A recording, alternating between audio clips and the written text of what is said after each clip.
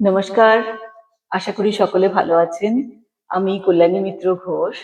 একটু সময় পেয়ে ভাবলাম একটা গল্প পড়ে শোনাই।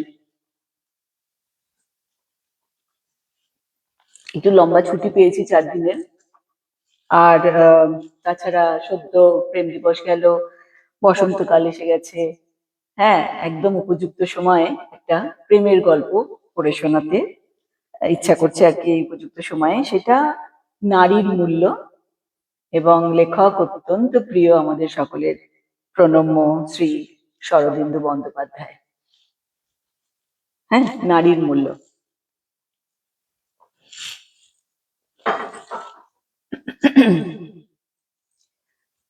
বৈরাগ্য সাধনের পক্ষে শঙ্কর ভাষ্যের চেয়ে পদার্থবিজ্ঞান বেশি উপযোগী।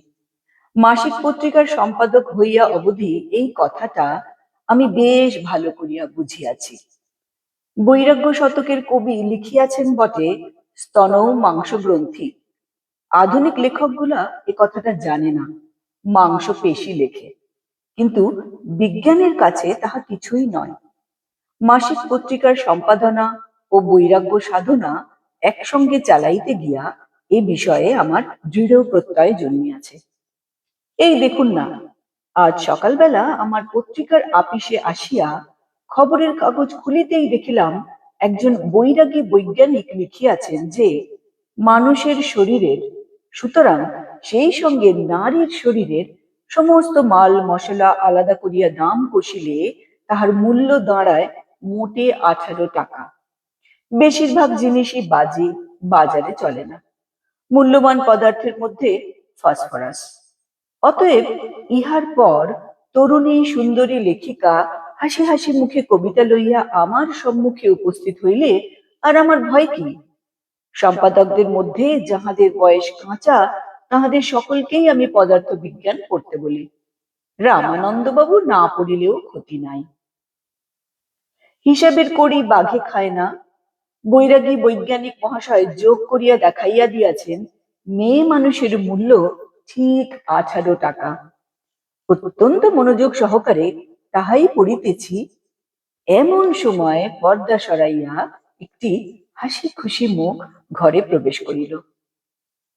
এক নজরে সমস্ত চেহারাখানা আগা গোড়া দেখিয়া লইলাম। বয়স 17-18, পায়ে হাই হিল জুতো, বাঁ হাতের কবজি হইতে ভ্যানিটি ব্যাগ ঝুলিতেছে, বাঁকা সিঁথি, আর চোখ মুখ গড়ন, এক কথায় ঘোর সুন্দরী। বুঝিলাম বিপদ উপস্থিত। এবং কবিতা। বৈরাগ্যের প্রথম সোপান স্ত্রী জাতির প্রতি রূঢ়তা। আমি তাহাকে বসিতে না বলিয়া কঠোর স্বরে কহিলাম, আপনার মূল্য 18 টাকা। যুবতী ঠিক করিয়া হাসিয়া সম্মুখের চেয়ারে বসিয়া পড়িল, বলিল, 18 টাকা? মোটে? বাংলাদেশে এরূপ স্ত্রী কবি কখনো দেখি নাই। কথাটা যেন গায়েই মাখিল না।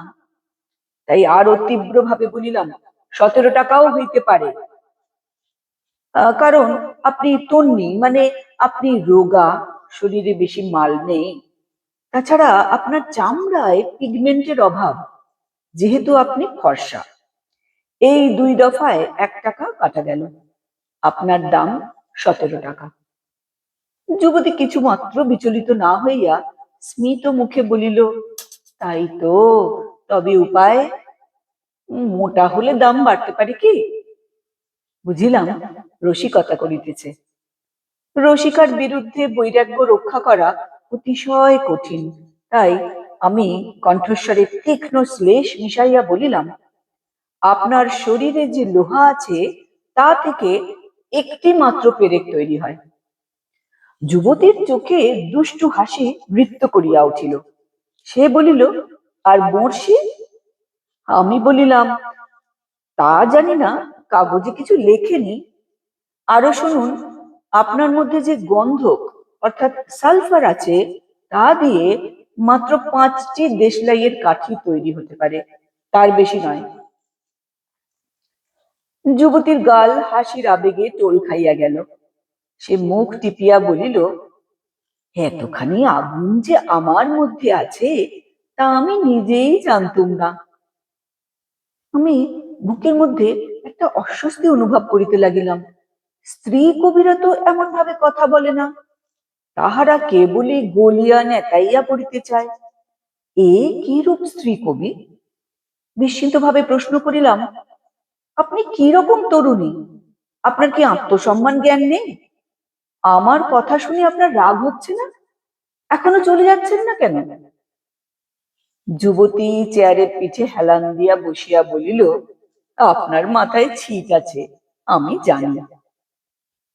আমার মাথায় ছিট আছে? না, আর শুধু বৈরাগ্যে সানাইবে না, এই যুবতীটাকে ভালো রকম শিক্ষা দিতে হইবে। হাত বাড়াইয়া চাপা গর্জনে বলিলাম, দেখি, বার করুন আপনার কবিতা। কবিতা?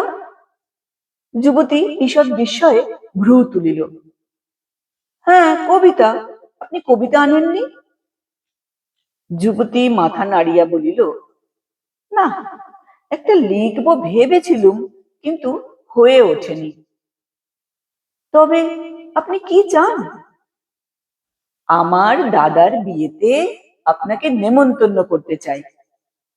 আপনার দাদা? হ্যাঁ, আমার দাদা।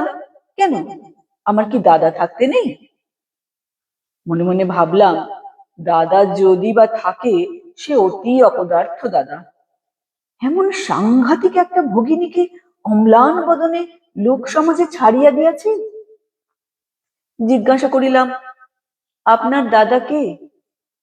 সে বলিল, আমার দাদার নাম সৌরীন্দ্রনাথ। আমি লাফাইয়া উঠিলাম, হ্যাঁ, সৌরিন আপনার, তোমার দাদা? তার মানে, তার মানে তুমি পলা? সে বলিল, হ্যাঁ, আমি পলা, মানে প্রমীলা দেবী। চিনতে পেরেছেন? আমি মাথায় হাত দিয়া বসিয়া পড়িলাম। না, অনেক দিন আগে দেখেছি, প্রায় 7-8 বছর। তো সৌরিনটা কোথায়? সে কলকাতায় এলো কবে? আমরা সবাই কাল এসেছি, আজই বিয়ে, তাই তিনি আসতে পারলেন না। তার বদলে আমি এসেছি। এই ভেবেছিলুম আমাকে চিনতে পারবেন। আমি ক্ষুব্ধভাবে বলিলাম, আমার সন্দেহ হয়েছিল তুমি একজন স্ত্রী কবি। পলা বলিল, আপনাকে কিন্তু আমি দেখেই চিনেছিলুম, আপনি ঠিক তেমনই আছেন। আমি একটু ভ্রুকুটি করিয়া বলিলাম, আমার কিন্তু মাথায় ছিট নেই। পলা উঠিয়া দাঁড়াইয়া বলিল, চললুম, আজ নিশ্চয়ই যাবেন তাহলে। আমি গোঁ ধরিয়া বলিলাম, আমার মাথায় কিন্তু ছিট নেই। পলা হাসিয়া বলিল, আচ্ছা নেই, তাহলে যাবেন তো? যাব। বাড়ির ঠিকানা দিয়া পলা দ্বার পর্যন্ত গিয়াছে। আমার বৈরাগ্য আবার মাথা চাগার দিয়া উঠিল। ডাকিলাম, শোনো। পলা ফিরিয়া দাঁড়াইয়া হাসি মুখে বলিল, আবার কি হলো? আমি আঙুল তুলিয়া বলিলাম, তোমার শরীরে যে লোহা আছে, তা থেকে একটি মাত্র পেরেক হয়। যে সালফার আছে, মনে আছে, 5টি দেশলাইয়ের কাঠি। আমি বলিলাম, স্ত্রী কবি না হলেও তোমার দাম 17 টাকা, এ কথা ভুলো না। আচ্ছা বেশ। মাস 3 পরে একদিন রাত্রে একটি পুষ্পাকীর্ণ বিছানার পাশে বসিয়া পলা আমাকে চুপি চুপি জিজ্ঞাসা করিল, 17 টাকার জন্যে বৈরাগ্য বিসর্জন দিলে? আমি মাথা চুলকাইয়া বলিলাম, আমার হিসেবে একটা ভুল ছিল, একটা জিনিস বাদ পড়ে গিয়েছিল। কি? তুমি। নমস্কার, ভালো থাকবেন সবাই।